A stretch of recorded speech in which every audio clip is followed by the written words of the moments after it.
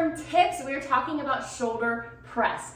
So there are some things here that can really improve your form for that shoulder press, stop you from hurting your back at all, and just really get it in the shoulders, because sometimes we compensate and that's just not doing anyone any favors. So let's go ahead and get started with that. The first thing that I want to talk about here, this is something simple. This is a bonus. We're gonna start with that. We want a soft stance. When you do these exercises, your upper body exercises, you don't want to be locked out. Your knees aren't locked, your hips aren't locked. You got that soft stance. So almost like you're ready. You're ready.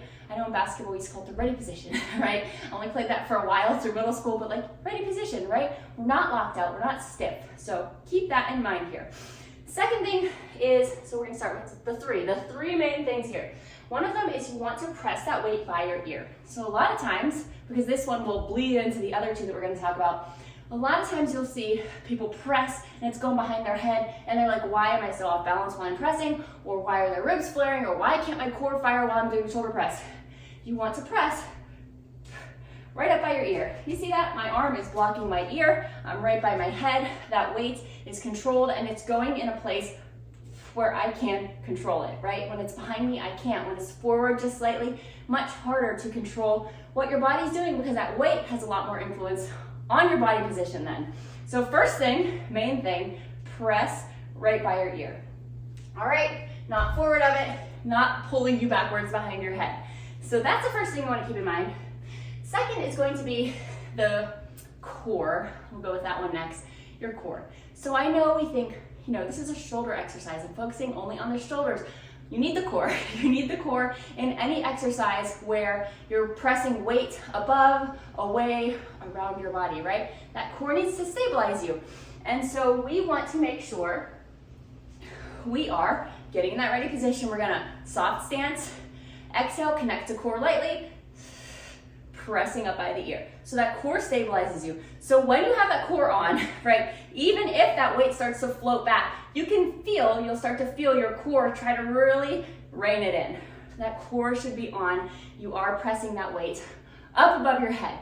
So another reason you want that core on is so that you can press that weight above your head without overcompensating. Now that's also sometimes a sign your weight's too heavy, but that's a different conversation. If you can't press that weight up with a bit like this, it's too heavy, right? Because we're using the shoulder, core is supporting here. So we're going to exhale, connect, press up. If we can't press up without doing all this, or like having to get that extra oomph by moving our torso to try and get the weight in the air, we need to rethink our weight, or first check your core.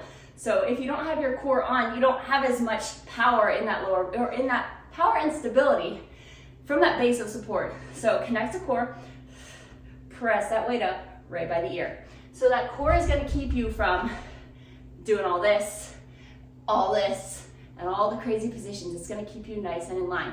Which leads us to my third thing. You want to think of your hips, ribs, and head being in a nice line. So we're not here,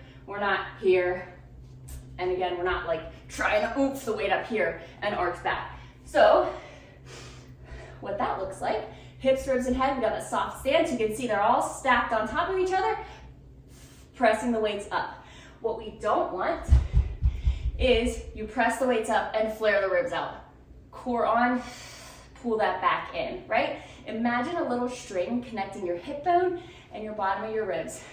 If you think, pop that string, you're flaring the ribs, right? If you hunch, the string is crunching up. You want that nice, gentle tension here as you press. So hips, ribs, and head in line.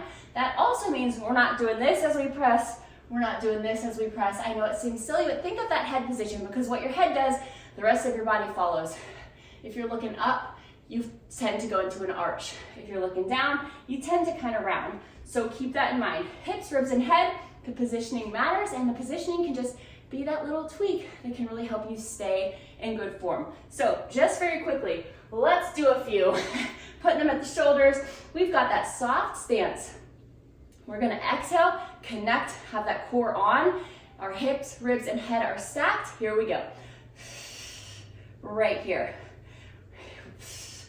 Right there, arm up by the head, hips, ribs, and head stay stacked. The weight is not so heavy that I'm flaring out, really trying to get it up overhead. We just want to make sure we're truly using our muscles.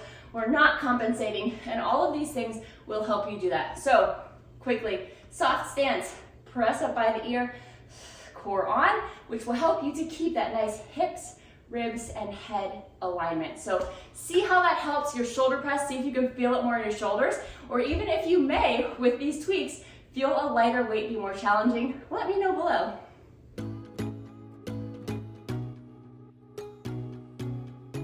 Hey there, and welcome to today's total body workout. It's gonna be good, it's gonna be sweaty, and it's going to be as fun as a workout where your muscles are burning can be.